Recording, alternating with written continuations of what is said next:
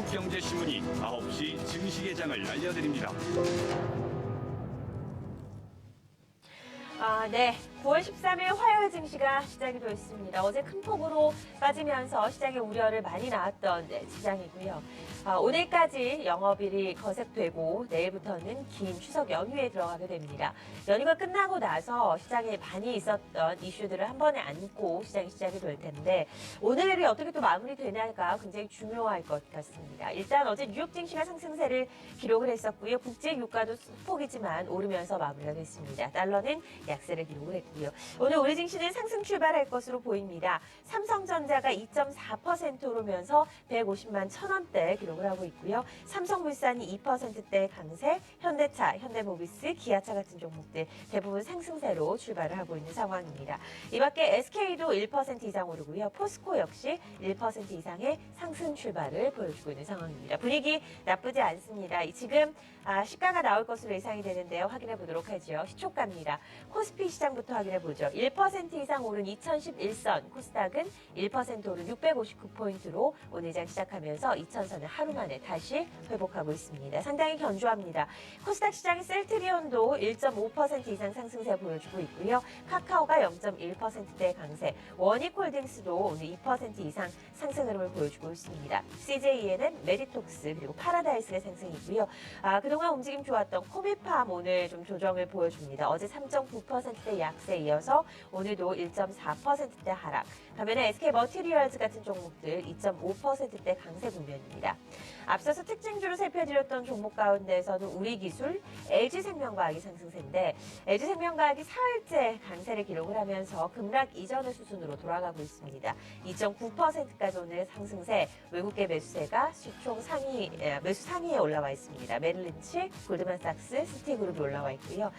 그리고 다산네트워크스도 강세고요. 원익 IPS, 테라세미콘과 합병 이슈를 밝히면서 2.6%대 강세, 그리고 어제 급락했던 아시아나항공 11% 이상 내렸는데 오늘은 1.5%대 반등이 나타나고 있습니다. 업종으로 가보시죠.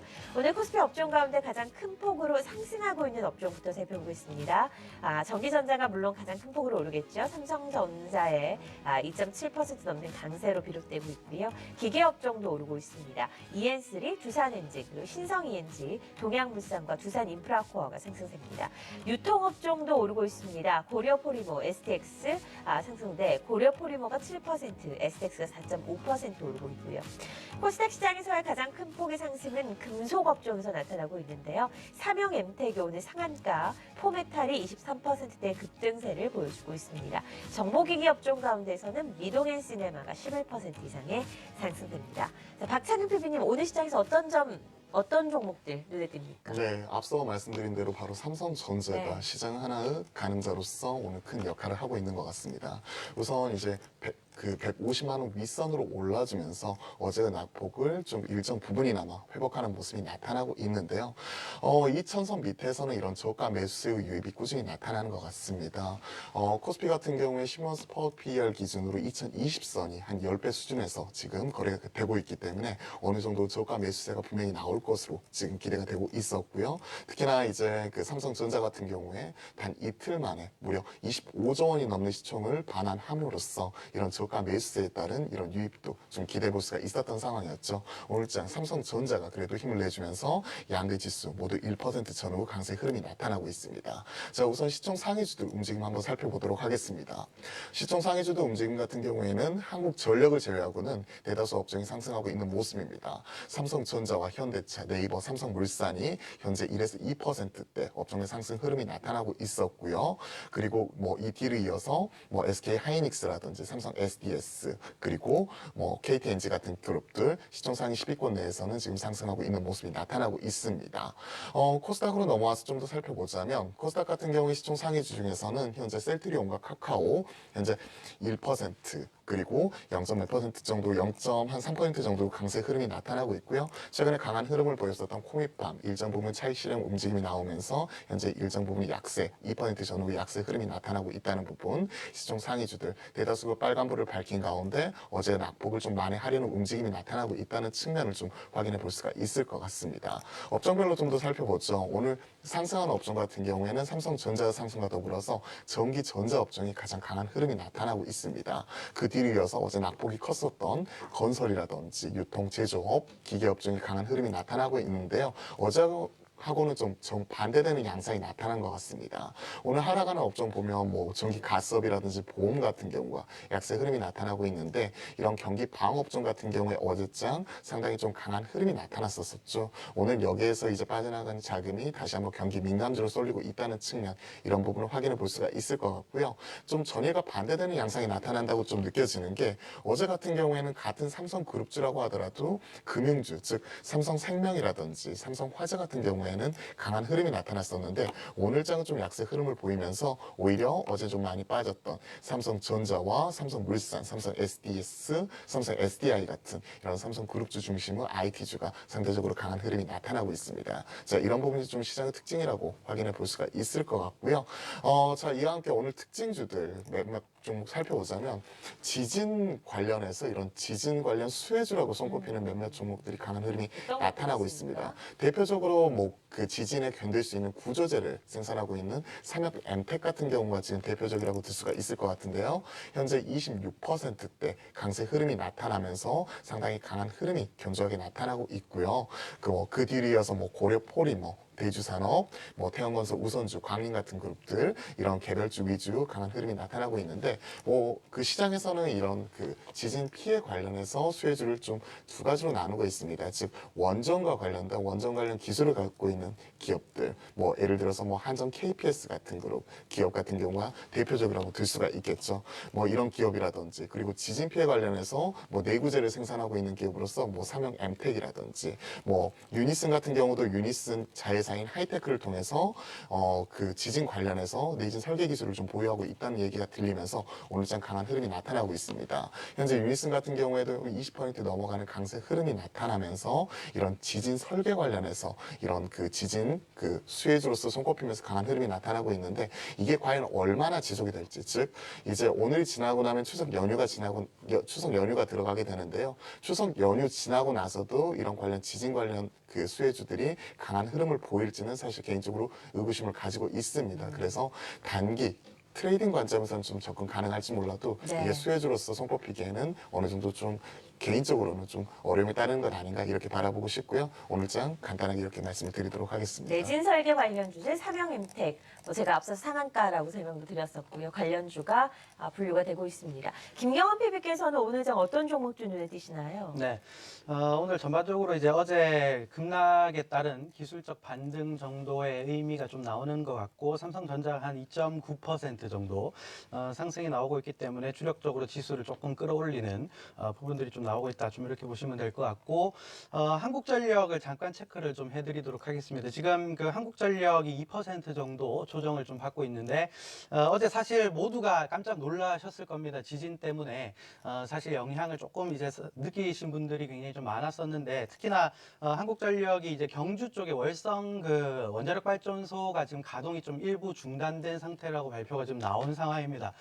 그래서 이제 원자력 발전소가 가동이 중단되면 한국전력 같은 경우는 원전 가동률 자체가 떨어질 수밖에 없기 때문에 여기에 대한 리스크가 좀 일부 지금 부각이 좀 되고 있는 것이 아닌가 이렇게 말씀드리고 싶고 지금 그 월성 쪽에서 원전 가동률이 좀 떨어지게 되면 전체적인 가동률이 원래 평균적으로는 한 80% 중반 정도 유지가 돼야 되는데 지금 75% 정도까지 좀 밀리고 있다고 하니까 이 부분들에 대한 리스크 조금 있는 것 같습니다. 근데 이제 상대적으로 시기적으로 약간 다행이긴 한 것은 산업용 전기가 조금 덜 쓰이는 연휴 시즌 혹은 혹은 9월, 10월 달 시즌이기 때문에 여기에 대한 실적에 대한 부담은 없을 것이다. 좀 이렇게 보고 있습니다. 그래서 한국전력은 뭐 장기적으로 저는 굉장히 좀 좋게 보는 섹터 중에 하나고 밀리면 어떻게 보면 중기적으로 투자하실 분들은 굉장히 좀 매력적인 종목 중에 하나가 아닌가. 그래서 최근에 조금 조정을 좀 받고 있지만 상대적으로 지수 대비 조금 덜 빠졌다.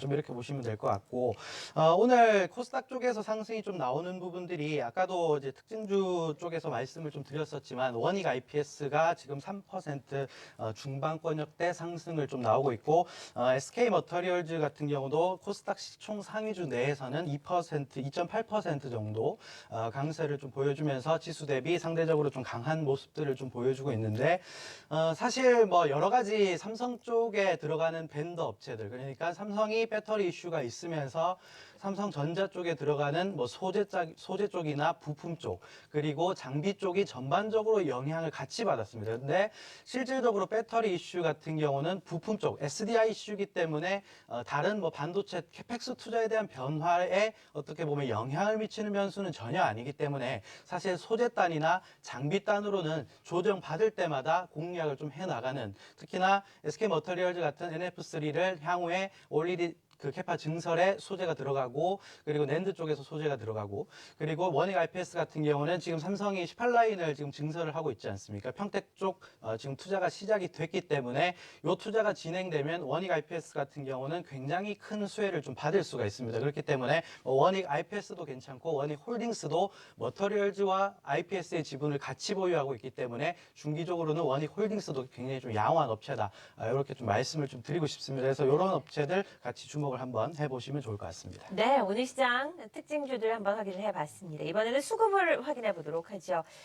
거래소에서 어제 외국인들이 상당한 양의 매도를 기록을 했었습니다만 오늘은 매수로 전환을 합니다. 300억 가까이 매수를 기록을 하고요. 어제 2,100억 가까이 매도를 했잖아요.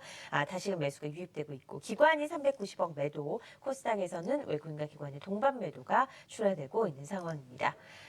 선물 시장의 움직임 체크를 해보도록 하겠습니다. 선물 코스피 200, 250.99, 0.9% 오르고 있고요. 12월 물도 상승세 보여주고 있습니다. 주식창 조회수 순위 한번 확인을 해보도록 하죠. 오늘 조회수 순위 1위는 삼성전자 차지하고 있고요. 2위는 보성파워텍, 3위는 지엔코 차지하고 있습니다. 급상승 조회수 1위는 보성파워텍 역시고요. 2위 한진해운, 3위는 삼성전자. 최근에 시장에 핫한 이슈를 가지고 있는 종목들 대부분 시청자들께서 선택을 하신 종목이었습니다.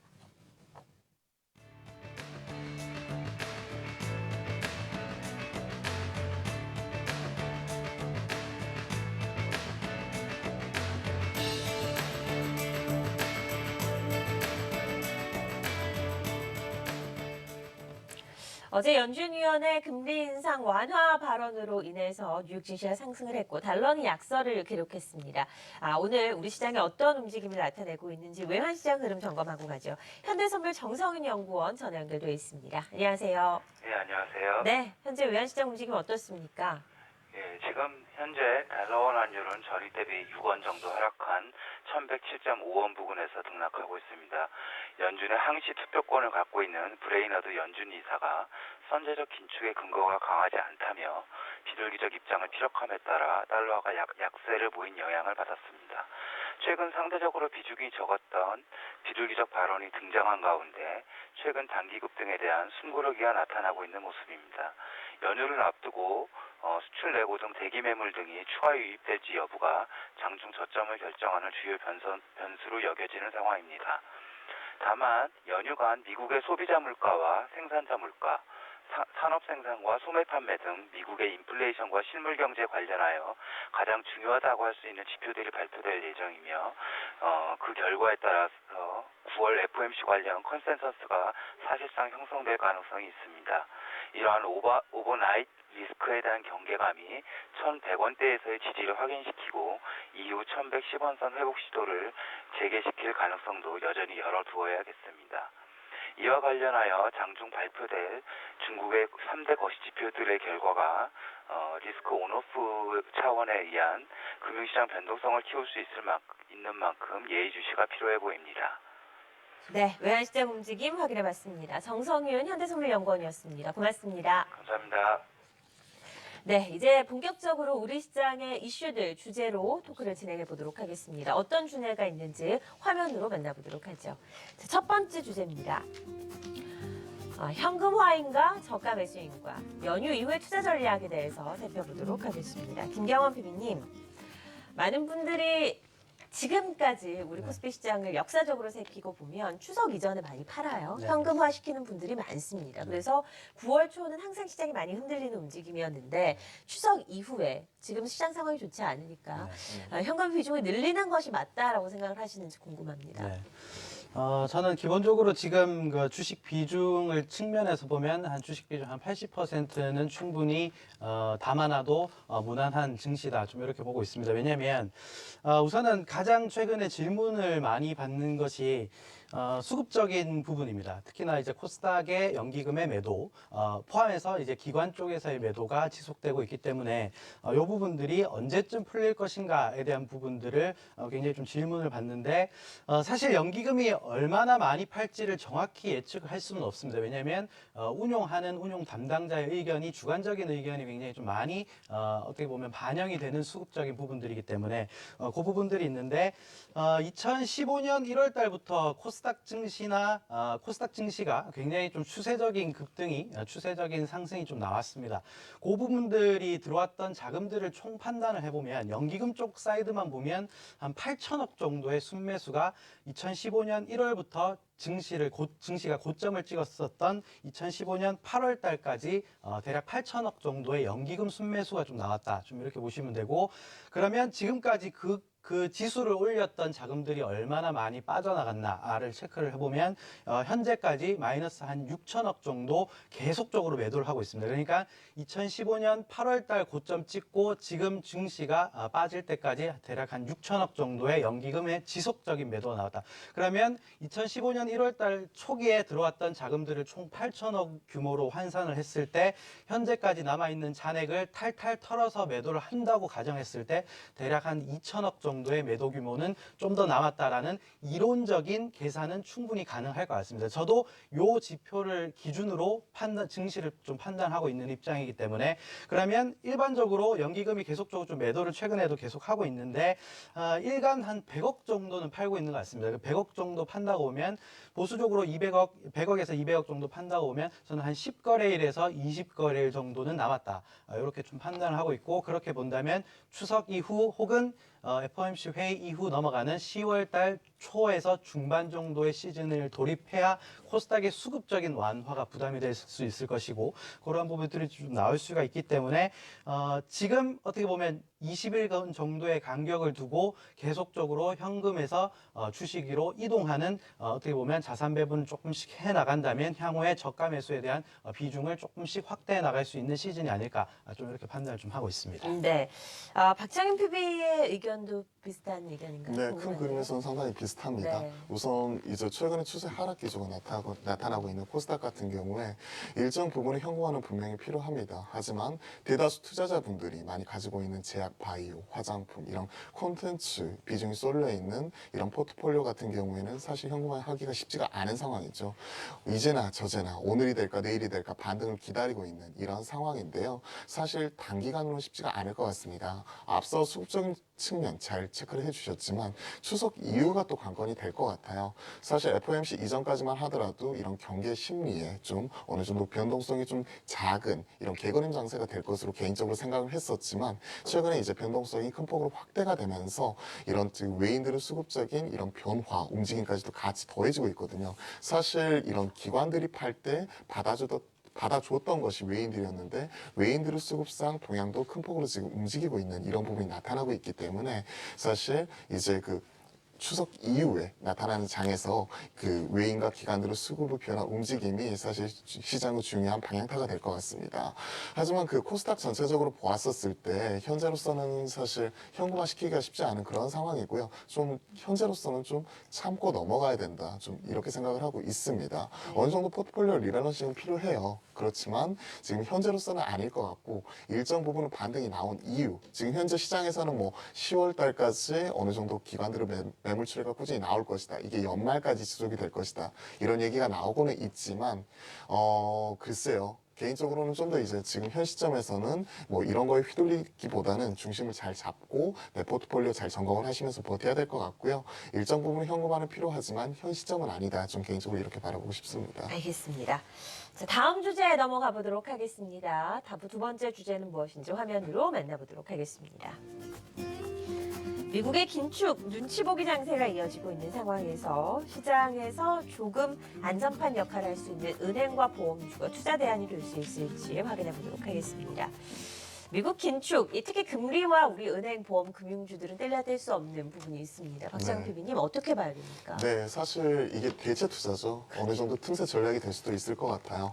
어제 정확하게 그러한 특징이 나타났습니다. 삼성전자를 중심으로 한 IT 관련주, 경기 민감주가 쏟아지는 와중에 그래도 증시의 어느 정도 버팀목 역할을 해줬던 게 바로 이제 그 은행주, 보험주였죠. 최근에 이제 뭐 이런 찬바람이 불어오면서 배당에 관한 얘기도 꾸준히 나오고 있으면서 지금 뭐 삼성화재나 삼성생명 뭐 이런 그 개별적인 모멘텀을 가지고 있는 주식들도 좀 주목을 많이 받고 있고 전통적인 고배당주였던 뭐 우리은행을 위시해서 하나금융, 지주라든지 그리고 KB금융까지도 어제 매기가 큰 폭으로 확산이 되는 모습이 나타났습니다. 그래서 앞서 말씀드렸던 대로 좀 시장이 좀 이렇게 흔들리는 와중에 좀 그 방향을 잡아줄 수 있는 그러니까 어느 정도 안전판 역할을 해줄 수 있는 역할로서 좀그 보험주라든지 금융주 좀 지켜보고 싶고요. 하지만 이제 시장에서는 그런 것 같아요. 어느 정도 제약 바이오를 잇는 차기 주도주를 찾는 와중에 어느 정도 잠시 은행주, 보험주로서 쉬어갈 수는 있지만 그래도 그 시장을 좀 대변할 수 있는 뭐 강력한 한방을 가진 모습은 아니다. 좀 이렇게 바라보고 있는 것 같습니다. 그래서 어제 흔들림이 있을지언정 저는 개인적으로 이런 은행, 보험주를 통해서 잠시 쉬어가고요. 그리고 이런 IT 관련 대형주로서 다시 한번 매기가 좀 돌아오면서 시장이 좀 활기를 띄워주기를 좀 이렇게 바라고 싶습니다. 사실 은행, 보험주도 강할 때 시장이 좀 강하게 가는 경우는 좀 드물었었거든요. 오히려 증권주가 강하면서 좀 이런 경기 민감주들 위주로 좀 매기가 돌 때 시장이 활기를 띄었었는데 빨리 이런 증시가 좀 나타나기를 좀 바라고 싶고요. 반면에 이제 앞서 이제 그 코스닥 관련해서 수급상 좀 특징 체크를 해드리면서 말씀을 드렸다시피 어느 정도 좀 리스크 관리는 좀 필요할 것 같아요. 네. 전 시간에 이제 신용 잔고 비율이 높은 종목들 좀 리스크 관리 좀 말씀을 드렸는데요. 최근에 그 코스닥 종목들 보면 뭐 경영진흥 횡령이라든지 배임 혐의가 있었던 이런 종목들 같은 경우에도 좀 매매가 활성화되는 이런 모습이 좀 나타나더라고요. 이런 부분은 좀 지양해 주십사 좀 말씀드리겠습니다. 네. 김경원 PB님은 이 대체적인 투자의 움직임 어떻게 보시나요? 은행주들, 네. 금융주들? 저는 개인적으로는 지금부터 은행주를 바라볼 때는 약간 보수적으로 바라봐야 된다. 네. 이렇게 좀 말씀을 드리고 싶습니다. 왜냐하면 은행주들은 자기 자본, 그러니까 ROE를 굴려야 되는 회사들이기 때문에 PBR 지표가 굉장히 중요합니다.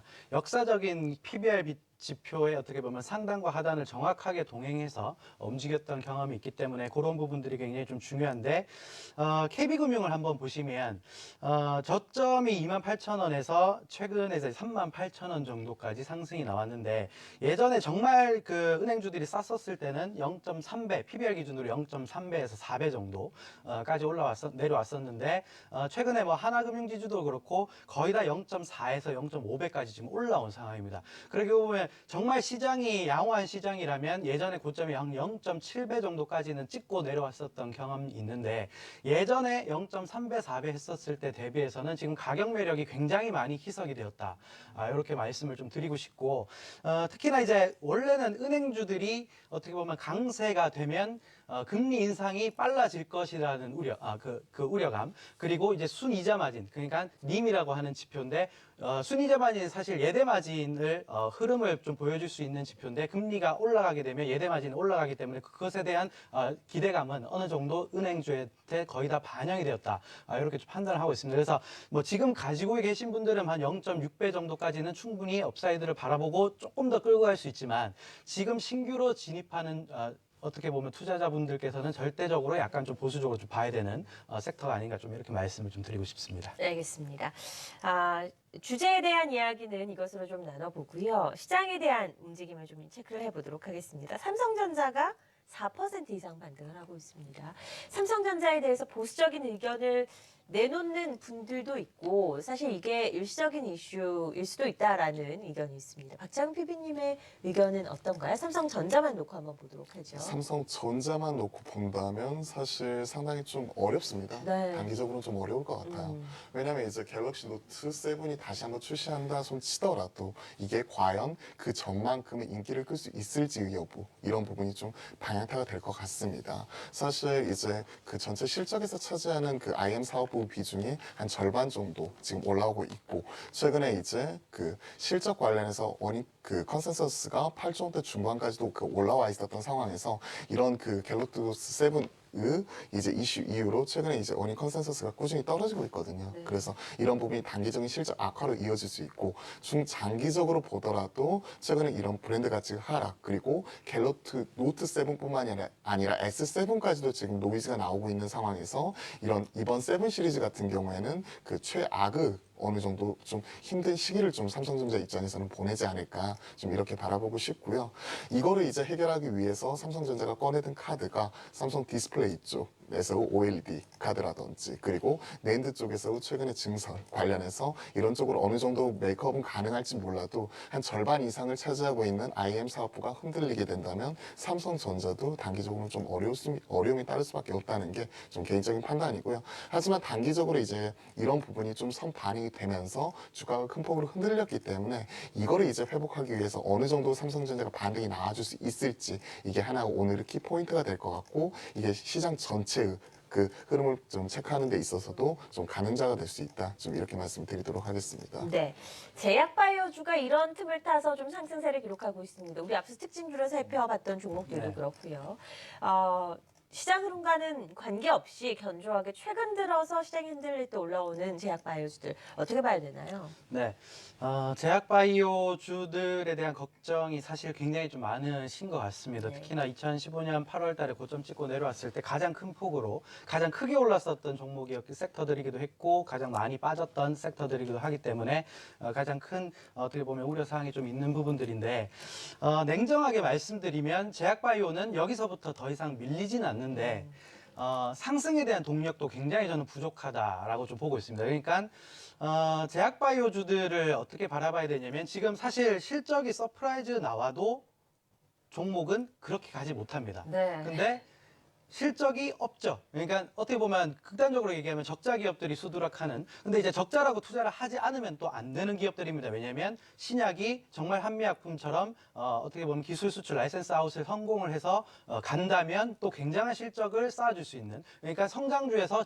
정말 실적주로 변화하는 이벤트가 좀 있는 부분들이기 때문에 실적만 바라보면 안 되지만 지금 유동성이 상당히 좀 제한적인 시장에서는 실적 좋은 것도 안 가는데 실적 안 좋은 것 혹은 실적이 없는 회사들이 갈 수는 없는 시장이다. 이렇게 냉정하게 좀 말씀을 드리고 싶고 그러면 제약바이오는 사실은 장기 투자를 하는 사람 아니면 정말 모멘텀으로 투자를 해야 되는 그러니까 정말 유동성이 많을 때 시장의 유동성이 많을 때 어떻게 보면 한 달 정도의 간격으로 투자하는 종목이지 정말 장기적으로 봐야 되는 종목이 아닌가 이렇게 좀 말씀을 좀 드리고 싶습니다. 그래서 뭐 코미판 같이 단기적인 이슈 정말 네네. 시판허가가 나오는 회사들 제외하고는 사실 단기적으로 보기에는 상당히 좀 힘들지 않을까 이렇게 좀 말씀을 좀 드리고 싶습니다. 알겠습니다.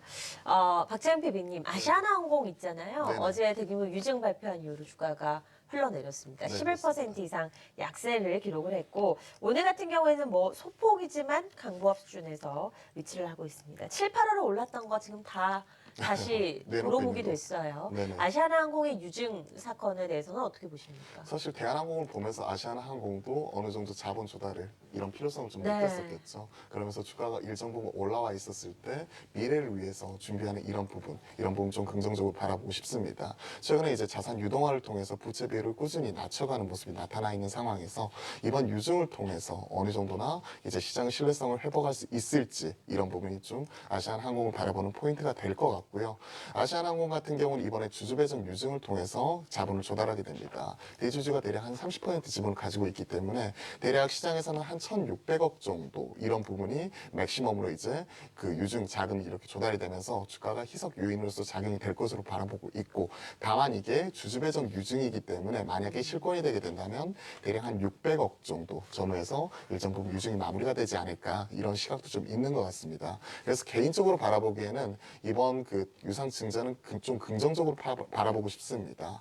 이번 뭐 한전 해운 사태에서 밝혀졌다시피 해운업이라든지 항공업 같은 이런 그 운송 을 하고 있는 기업들 같은 경우에는 자본의 적정성, 재무 건전성 이런 부분이 상당히 중요한 포인트로서 작용하고 있거든요. 그래서 이거를 선제적으로 대응하기 위한 아시아나 항공 유증 좀 긍정적인 포인트로서 좀 바라보고 싶고 단기 기간은 주가 희석은 있을지언정 이게 일정 부분 어제 반영이 되었고 오늘 좀 반등하고 있기 때문에 좀 저는 좀 온화한 그 상황에서 좀 바라보고 싶습니다. 네.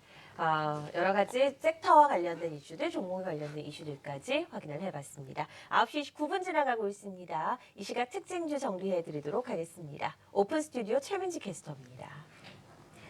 네, 개장 특징주입니다. 이틀 동안 10% 이상 빠지면서 투자자분들의 근심을 키웠던 삼성전자가 오늘은 반등에 나서주고 있습니다. 현재 프린팅 부문 매각 소식도 호재로 작용을 하고 있는 모습인데요. 상승폭 꾸준히 늘리면서 4.6%까지 오르고 있고요. 150만 원 선도 회복을 하고 있습니다. 간밤 경주에서 발생한 지진 소식으로 많이들 놀라셨죠. 오늘 지진 관련주로 꼽히는 종목들 급등세를 나타내고 있는데요. 삼형 엠텍이 현재 25%까지 상승세를 나타내고 있는 상황이고요. 또 전문 소방업체 파라텍 역시 상승세를 나타내고 있습니다. 또 이 밖에 에버다임과 광림, 오텍 등도 2에서 4%가량 동반 강세입니다. 이어서 코웨이 살펴보겠습니다. 코웨이는 니켈 검출 논란에서 비로소 벗어나는 모습인데요. 산업통상자원부의 조사 결과 니켈의 검출 원인이 제조상의 결함이고 또 양도 인체에 무해한 수준이라고 밝혔습니다. 코웨이 현재 1%가량 상승세 나타내고 있고요. 92,200원 선 지나고 있습니다. 또 SK 머티리얼즈 역시 강세입니다. 특수가스 시설 증설에 따라 내년을 기점으로 3D 낸드 시장에서 점유율 1위로 등극할 것이라는 전망인데요. 오늘 현재 3% 이상 상승세를 보여주고 있습니다. 마지막으로 두산엔진 살펴보겠습니다. 두산엔진도 오늘 실적 기대감의 상승세를 보여주고 있는데요. 이 조선업의 불황에도 원가 절감에 성공하면서 수익성 확대될 것이라는 분석입니다. 또 밥깃의 상장으로 재무구조 개선도 기대가 되고 있는 상황입니다. 오늘 2.4% 상승세 보이면서 4,540선 나타내고 있습니다. 지금까지 개장 특징주 전해드렸습니다.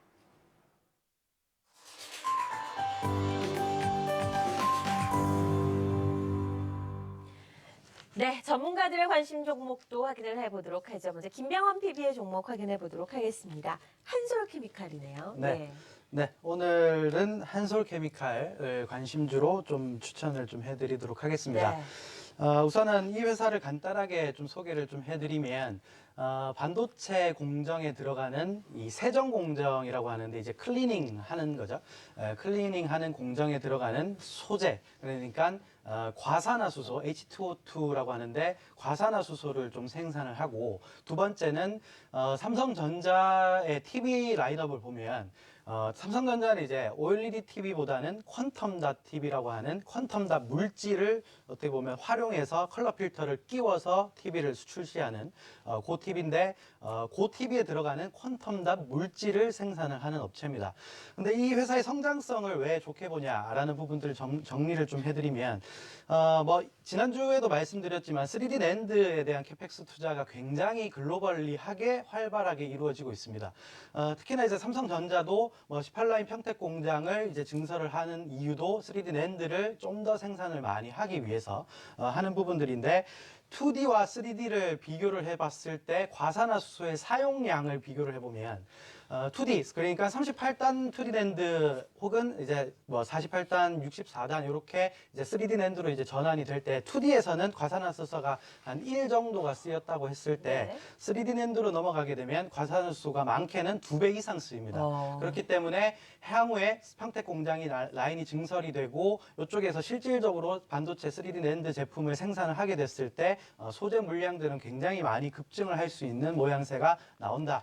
이렇게 좀 보시면 될 것 같고, 두 번째는 TV 쪽, 그러니까 퀀텀닷 물질은 계속적으로 잘 들어갈 것이냐에 대한 포인트를 점검을 좀 해야 되는데, 삼성 쪽에서 TV 라인업을 계속적으로 퀀텀닷으로 밀고 있는 분위기입니다. 회사 전사적인 차원에서 밀고 있는 분위기고, 아직까지 TV 쪽, 그러니까 대형 TV 쪽에서는 OLED 기술이 아직 양산을 할 수 있는 기술력이 아직 조금 부족하기 때문에 사실 LG 같은 경우도 순수한 OLED TV라고 보기에는 약간 좀 힘든 부분들이 있습니다. 화이트 OLED를 쓰고 있기 때문에 그렇기 때문에 그런 것에 비해서는 아직까지는 퀀텀 닷이 가격 매력이나 단가 측면에서 굉장히 좀 매력적이다라는 부분들이 삼성이 가지고 있는 의견인 것 같고요. 그렇게 되면 퀀텀 닷 독점 공급 업체인 한솔케미칼 같은 경우는 수혜를 좀 받을 수 있다. 좀 이렇게 보시면 될 것 같습니다. 그래서 최근에 한솔케미칼이 삼성전자가 급락을 좀 하면서 어떻게 보면 추세적으로 약간 좀 밀린 측면이 있는데 이쪽 측면에서는 저는 전반적인 저가 매수 측면에서 기회가 좀 될 수 있다. 이렇게 좀 보실 수가 있겠고 밸류에이션을 잠깐 점검을 좀 해드리면 2017년 그러니까 평택 쪽에 라인이 증설되는 2017년에 영업이익이 1,000억이 돌파될 것으로 저는 판단을 좀 하고 있습니다. 평택 라인의 과산화수소 독점 공급이 아마 예상이 되기 때문에 그 부분들 감안하면 OP 기준, 그 영업이익 기준으로 한 1,000억 돌파할 것으로 예상되고 그 기준으로 보면 PR 밴드는 한 10배 초반 정도까지 빠진다. 이렇게 보시면 되고 예전에 많이 받을 때는 거의 15배, 16배까지 평가를 좀 받았던 한솔케미칼이기 때문에 저는 조정 받을 때 충분히 매수 가능한 종목 중에 하나가 아닌가 이렇게 말씀을 좀 드리고 싶습니다. 네, 한솔케미칼 확인을 해봤습니다. 오늘 상승세를 기록을 하고 있는 상황이고요. 최근에 움직임 상당히 좋았습니다. 한솔케미칼 같은 경우에는 앞으로 움직임 기대해보자라는 의견과 함께 확인을 해봤습니다. 자, 이번에는 박창현 PB의 종목 확인해 볼 텐데요. 현대 엘리베이터 가지고 나오셨습니다. 네, 좀 그렇습니다. 의외인데요. 예. 네, 주로 이제 중소형주 많이 말씀을 드리고 네. 있죠. 특히나 탐방이라든지 IR 세미나를 통해서 직접 보고 들은 내용을 위주로 좀 전달을 해드리고 있는데요. 현대 엘리베이터 같은 경우에도 7월 달에 이제 이천 공장을 다녀왔습니다. 그래서 실제 엘리베이터가 어떻게 만들어지고 있고, 그리고 그 우리나라에 그 설치되어 있는 그 엘리베이터 최장, 엘리베이터 타워, 거기도 올라가면서 좀 체험을 해보았는데요. 최근에 이걸 다시 갖고 온 이유는 최근 한진해운 사태와 더불어서 최근 뭐 대한항공 주가라든지 그리고 뭐 한진카루 주가가 시장에서 좀 많이 회자가 되고 있는데 이것과 좀 많이 닮아 있어서 여기에 따른 AS 차원에서 좀 가지고 나와 보았습니다. 최근에 흐름은 좀 어느 정도 이제 정체 국면이 나타나면서 어느 정도 이런 주가가 좀 선반영이 되면서 올라간 것 아니냐 이런 얘기가 좀 나오는 것 같아요. 사실 현대 엘리베이터 같은 경우에도 현대 상선이라는 불효자를 떠나보낸 이후에 이에 따른 그 수혜 기대감이 좀 있었었죠. 그동안에 이제 유상 증자나 그리고 이런